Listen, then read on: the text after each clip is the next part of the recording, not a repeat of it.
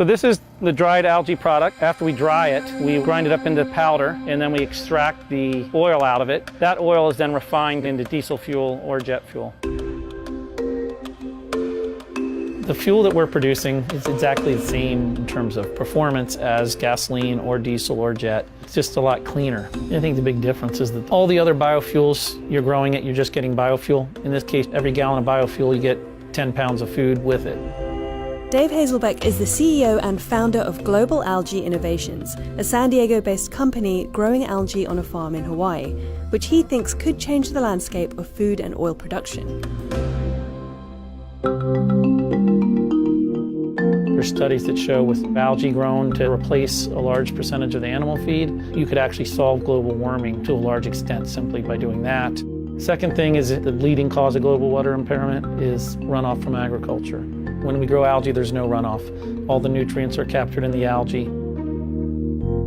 Environmentally is for deforestation. The leading cause of deforestation is for food production. With algae producing 40 times more per acre, that means if we plant 1,000 acres of algae, that's 40,000 acres of crops that don't need to be planted. So the work here we're doing is extremely important. The world desperately needs algae biofuels and algae protein production. It's going to have a big impact economically. It's going to have a big impact on reducing poverty, improving standards of living, because it'll create jobs and revenue in rural areas.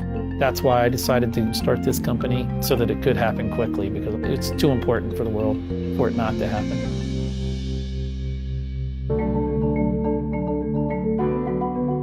So we're standing right now in one of our larger algae raceways. This is about a 2-acre raceway, but these raceways can be scaled to much larger. We look at making individual raceways up to 200 acres. And this is next to a power plant. It's unique because that allows us to capture carbon dioxide and avoid that discharge and reuse it, and that prevents it from going into the atmosphere and causing global warming. If every power plant had an algae farm next to it, it could potentially solve the global warming issue entirely. In simple terms, algae is fairly easy to grow, and it's able to flourish just about anywhere, whether it be freshwater, seawater, or brackish water. All it really needs is a good supply of carbon dioxide and plenty of sunshine. And while the location of Global Algae Innovations in Kauai makes sense, Hazelbeck's team has come across some obstacles trying to scale the process up. You can see with all these tremendous benefits, why aren't we doing it now, and why hasn't it been done? The problem is that the costs are too high throughout the entire process. And so it really requires hundreds of innovations throughout the entire process in order to reduce the cost, because it was about 10 times too high.